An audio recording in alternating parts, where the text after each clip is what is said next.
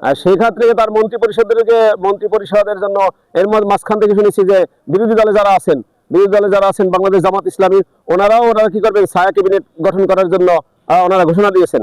আমার মনে হয় যদি ছায়া ক্যাবিনেট ঘোষণা করে এবং প্রত্যেকে ওনাদের যেহেতু জামাত ইসলামের যারা এমপি আছেন ওনারা ছায়া ক্যাবিনেট করে প্রত্যেক এমপির বা প্রত্যেক মন্ত্রীর কাজের তদারকি করে এবং সেখানে সেখানে কোনটা ওনারা ওলট পালট করে, কোনটা দেশের মঙ্গলের বাইরে করে, সেটা যদি জাতির সামনে তুলে ধরে, আশা করি ওনারাও ঠিক হয়ে যাবেন, মন্ত্রীরাও ঠিক হয়ে যাবে।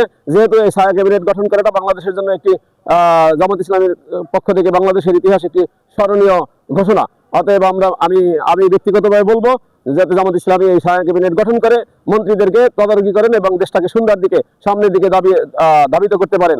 এর কারণ হলো যেই দেশটাকে এরকম দেশ আমরা চাচ্ছি না।